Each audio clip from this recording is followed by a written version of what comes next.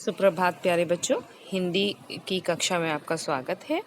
तो हम अभी तक हिंदी में अपना पाठ 7 डाकिये की कहानी कंवर सिंह की ज़ुबानी कर रहे हैं, जिसमें कि हम कर चुके हैं। इसकी रीडिंग आपके द्वारा हो चुकी है लाइव क्लासेस में हमारी, और इसका एक्सप्लेनेशन भी मैंने आपको सेंड किया था पूरा। उसी के साथ हमने इसके शब्दार्थ भी किए थे। मैंने आपको एक्सरसाइज दी थी नोटबुक में करने के लिए। होपफुली आपने वो सब अपना नोटबुक में काम कर लिया होगा। तो इसी चैप्टर में हम आगे चलते हुए आज करने वाले हैं प्रश्न उत्तर। ठीक है, तो आइए पढ़ते हैं। पहला प्रश्न है, डाकिये का क्या नाम था? तो डाकिये का क्या नाम था ये तो सभी को पता है, क्योंकि इस चैप्टर के नेम में ही डाकिये का नाम भी है। तो डाकिये का नाम क्या था? डाकिये का नाम कंवर सिंह था। ठीक है, नेक्स्ट आता है आपका, डाकिया कहाँ का रहने वाला था? ये भी सारे प्रश्न उन्होंने ही पूछे थे। प्रतिमा शर्मा जो इनकी राइटर हैं, जो लेखिका हैं, उन्होंने ये सब प्रश्न उनसे पूछे थे। उसी पर आधारित हैं ये वाले प्रश्न भी। तो बताइए, डाकिया कहाँ का रहने वाला था? इसका उत्तर है, डाकिया हिमाचल प्रदेश के शिमला जिले के नेरवा गांव का रहने वाला था। ठीक है, अगला प्रश्न पढ़ते हैं। अगला प्रश्न है, कंवर सिंह के परिवार में कौन कौन सदस्य थे? कंवर सिंह के फैमिली में कौन कितने मेंबर्स थे और कौन कौन थे? तो उन्होंने, जैसा कि उन्होंने बताया था इंटरव्यू में, कि कंवर सिंह के परिवार में 4 बच्चे थे, जो कि 3 लड़कियां और 1 लड़का था। उनका वैसे एक और बेटा था, लेकिन उसकी डेथ हो गई थी पहाड़ी से गिरने के कारण। तो इसीलिए अब उनके परिवार में 4 बच्चे हैं। ठीक है, तो हम 4 ही लिखेंगे। 4 बच्चे थे, 3 लड़कियां और 1 लड़का। अगला प्रश्न पढ़ते हैं, डाक सेवक को क्या क्या करना पड़ता है? बताइए, डाक सेवक को क्या क्या करना पड़ता है? डाक सेवक को चिट्ठियां, रजिस्ट्री पत्र, पार्सल, बिल, बूढ़े लोगों की पेंशन आदि बांटने गांव गांव जाना पड़ता है।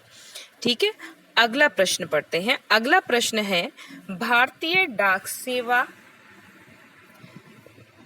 की क्या विशेषता है? भारतीय डाक सेवा की क्या विशेषता, क्या क्वालिटी है, क्या स्पेशल चीज है जो हमारी भारतीय डाक सेवा के बारे में फेमस है? वो क्या है कि भारतीय डाक सेवा दुनिया की सबसे बड़ी और सबसे सस्ती डाक सेवा है। ठीक है, अगला प्रश्न पढ़ते हैं। पहाड़ी क्षेत्रों में डाकिये को किन कठिनाइयों से गुजरना पड़ता है? अब पहाड़ी क्षेत्र है तो पता है कि रास्ता बहुत उबड़ खाबड़ होता है। ठीक है, तो पहाड़ी क्षेत्र में डाकियों को मीलों पैदल चलना और बर्फबारी में फंसना, क्योंकि पहाड़ों पे अक्सर बर्फ भी पड़ती है, जो ठंडे इलाके होते हैं, तो बर्फबारी में फंसना जैसी कठिनाइयों से गुजरना पड़ता है। ठीक है, अगला प्रश्न आता है, कंवर सिंह को कौन सा पुरस्कार मिला? कंवर सिंह को कौन सा पुरस्कार मिला? तो कंवर सिंह को बेस्ट पोस्टमैन का पुरस्कार मिला था। ठीक है, अगला प्रश्न, यह पुरस्कार उन्हें कब मिला?